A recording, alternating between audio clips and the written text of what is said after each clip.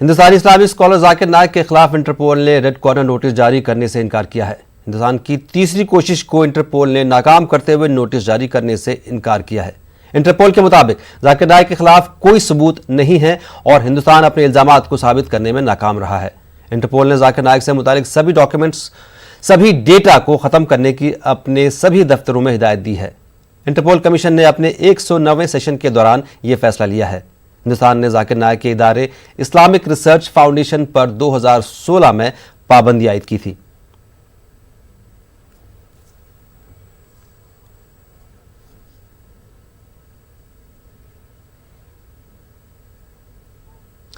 اور سینئر صحافی ڈاکٹر تسلیم رحمانی اس وقت ہمارے ساتھ لائن پر موجود ہیں۔ ڈاکٹر تسلیم رحمانی، کتنا بڑا جھٹکا ہے ہندوستان کے لیے ہے یا کتنی بڑی راحت ہے یہ ذاکر نائک کے لیے؟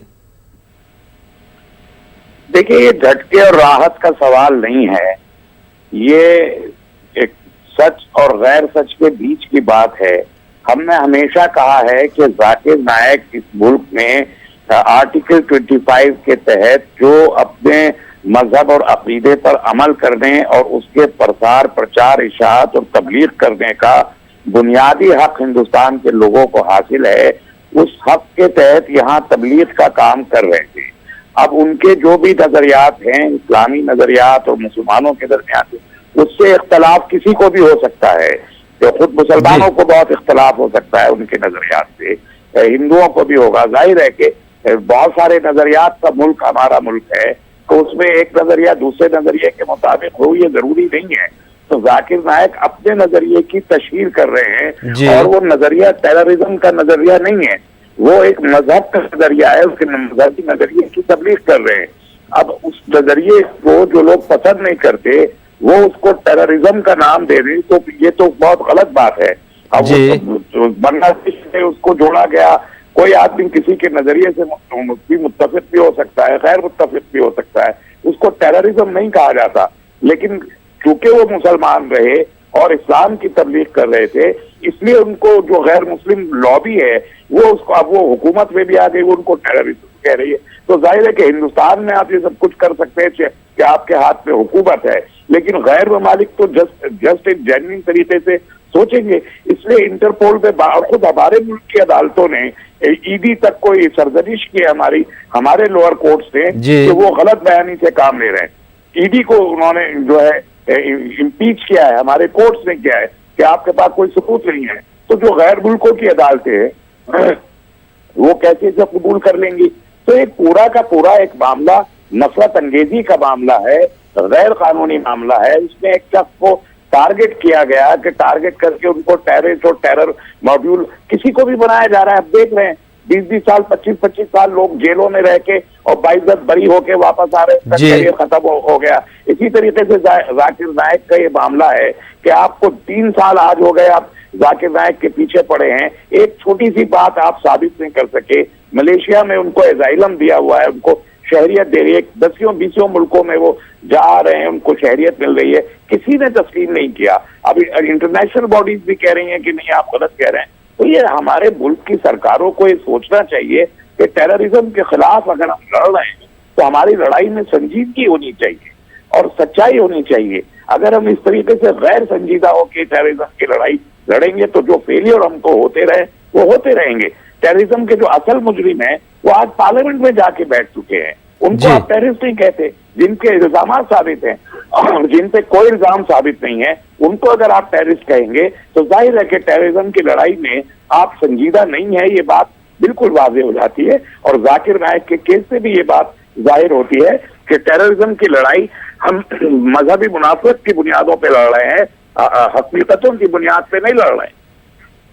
جی ڈاکٹر تسلیم رحمانی، جیسے کہ آپ نے کہا کہ کچھ انڈر ٹرائل جیسے کہ سادھوی پرگیا سنگھ ہے وہ بھی انڈر ٹرائل ہی کہلائیں گی، وہ پارلیمنٹ میں بیٹھی ہیں، اور ڈاکٹر ذاکر نائک کو پچھلے کئی سال سے ان کی آرگنائزیشن کو بین کر دیا گیا ہے۔ اب اس کے آگے کیا، یعنی کہ یہ کہا جائے، یہ مانا جائے کہ ہندوستانی حکومت کی جانب سے اب ان کو کچھ راحت نصیب ہوگی؟ نہیں، میرا خیال ہے کہ ہندوستان میں ابھی ہمارے ملک میں جس قسم کی حکومت ہے وہ بدلے کی کارروائیوں پر آمادہ ہے، ہر طرح سے وہ بدلے کی کارروائیاں کر رہی ہے۔ ایون جو اسٹیبلشڈ پولیٹیشین ہے، مسلم پولیٹیشین لائک جیسے आजम खां हैं, उन पर बदले की कार्रवाइयां करके उनके पॉलिटिकल कैरियर को किल करने की कोशिश की जा रही है। इसी तरीके से जो पोटेंशियल प्रीचर हैं इस्लाम के, उनको उनमें से एक बड़ा नाम अब जाकिर नायक हो गया, और भी लोग इस तरीके के हैं जिन पर इस किस्म की कार्रवाइयां की जा रही हैं। तो मुझे लगता नहीं कि नफरत की सियासत जब इस मुल्क में हो रही हो तो उसमें जो आइकॉन है, तबलीग के आइकॉन है या राजनीति के आइकॉन है, उनको बार बार जो है उनसे बदले और इंतकामी कार्रवाई के तहत हुकूमत अपने इक़दाम करती रहेगी। लेकिन ये मुल्क के अंदर ही होगा, जाहिर है मुल्क के बाहर उनके अपने कानून हैं और उनके अपने तरीक़ाकार हैं, वो मुताबिकत नहीं रखेंगे इस नफरत की इस सियासत के साथ। तो मुल्क में तो मुझे लगता है कि अभी भी जारी रहेगा, लेकिन आखिरकार नाकामी हाथ आएगी। अगर 23 साल और 25 साल तक हाई कोर्ट और सुप्रीम कोर्ट हमारे ट्रायल करने के बाद बेकसूरों को रिहा कर रहे हैं और उनको बाइज्जत बरी कर रहे हैं, उससे अंदाजा किया जा सकता है कि ये जो पूरा का पूरा NIA का जो खेल है ये हुकूमत के इशारे पर हो रहा है और उसमें हकायक से बिल्कुल बहुत कोसों दूर है। तो ये 20-25 साल परेशान करके किसी आदमी को और फिर उसका करियर तबाह करके रिहा कर देना, ये बिल्कुल ही एक गैर कानूनी अमल और गैर मुंसिफाना अमल है और सियासी अमल है। सिर्फ अपनी सियासत को इस्तेमाल करके इक़्तिदार तक पहुंचने का एक ज़ीना है ये। और मैं समझता हूं कि ये न सिर्फ ये कि ये गैर इंसाफी है, लेकिन ये मुल्क के खिलाफ भी एक हरकत है कि अगर हम गैर संजीदा होके और मुनाफरत की बुनियादों पर अपने मुल्क में होने वाले धमाकों को और तशद्दुद की कार्रवाइयों को हम इस नजर से देखेंगे और असल मुजरिमों को माफ करके जो बेकसूर है उनको फंसाने की कोशिश करते रहेंगे, तो ये लड़ाई कभी खत्म नहीं होगी। तो इसलिए ये मुल्क दुश्मनी पर मैं इसको मबनी समझता हूं कि आप बेकसूर लोगों को फंसाएं और उनको टेररिस्ट बनाएं और असल टेररिस्ट को आप ग्लोरीफाई करें। ये गलत बात है, ये मुल्क के खिलाफ है। डॉक्टर तस्लीम रहमानी, इसके बाद अब जाकिर नाइक के पास या हिंदुस्तानी हुकूमत दोनों के पास क्या ऑप्शन बचता है? इंटरपोल ने मना कर दिया रेड कॉर्नर नोटिस से। इंटरपोल ने तो अपने ऑफिसर्स को यह भी बता दिया कि जो उनका डेटा है वो खत्म किया जाए, इरेज किया जाए। तो उसके बाद अब जाकिर नाइक के पास क्या ऑप्शन बचता है?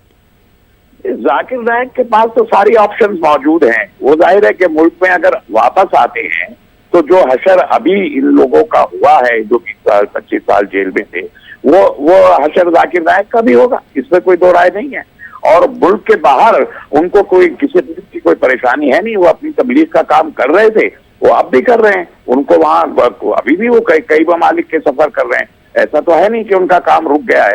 तो नहीं, लेकिन हिंदुस्तान में जो उनकी ऑर्गेनाइजेशन है इस्लामिक रिसर्च फाउंडेशन, उसको भी बैन कर दिया गया है। जाकिर नाइक की सारी तमाम प्रॉपर्टीज को सीज कर दिया गया है। तो उसके जरिए उसके सिलसिले में क्या कार्रवाई कर सकते हैं डॉक्टर जाकिर नाइक? अब देखिए, डॉक्टर जाकिर नाइक वहां पर बैठकर इंटरनेशनल कोर्ट्स में या कहीं जाना चाहते हैं तो उनका अपना मामला, जाती मामला है कि वो इसको किस तरीके से कहते हैं। मुल्क में प्रॉपर्टीज को कॉन्फिस्केट कर लेने से जाकिर नाइक के ऊपर तो कोई फर्क पड़ता नहीं है। उससे क्या फर्क? आपको कॉन्फिस्केट करनी चाहिए थी यहाँ पर तो विजय माल्या की प्रॉपर्टीज को करनी चाहिए, आपको नीरू मोदी की करनी चाहिए, ललित मोदी की करनी चाहिए, नीरा राडिया की करनी चाहिए। कितने लोग हैं जो लाखों करोड़ रुपया लेके मुल्क से फरार हो गए, उनकी प्रॉपर्टीज को कॉन्फिस्केट आप करने रहे। आपने उनको बैंक वेवर दे दिए, लाखों करोड़ रुपए के बैंक वेवर देके हमारी अपनी इकोनॉमी को, हमारी अपनी सरकार नुकसान पहुंचा रही है। आप जाकिर नाइक की 100-200 करोड़ रुपए की प्रॉपर्टी को कॉन्फिस्केट करके आप क्या करेंगे? मैं इसीलिए कह रहा हूं कि इंसाफ की बुनियाद पर अगर हम काम करें तो हम मसाइल को हल कर सकते हैं, लेकिन अगर हम नफरत की बुनियाद पर हुकूमत कार्रवाई करेगी तो हुकूमत की क्रेडिबिलिटी पे सवाल खड़ा हो जाता है और वो मुल्क के मफाद में नहीं है। हम जो कुछ कह रहे हैं वो मुल्क के मफाद की खातिर कहते हैं। हम ये कहना चाहते हैं कि मुल्क में ये जो भी दहशतगर्दी, तशद्दुद, मॉब लिंचिंग, बम धमाके सब हो रहा है, इसे रोका जाना चाहिए। हुकूमत को उस पर इक़दाम करना चाहिए, बजाय इसके कि वो उन लोगों पर इक़दाम करे जिनका इन सब मामलात से कोई ताल्लुक नहीं है। डॉक्टर तस्लीम रहमानी, अगर जाकिर नाइक को हिंदुस्तान में इल्जामात से बरी नहीं किया जा सकता तो क्या बैनुल अक़वामी बॉडी हिंदुस्तान पर दबाव बना सकती है?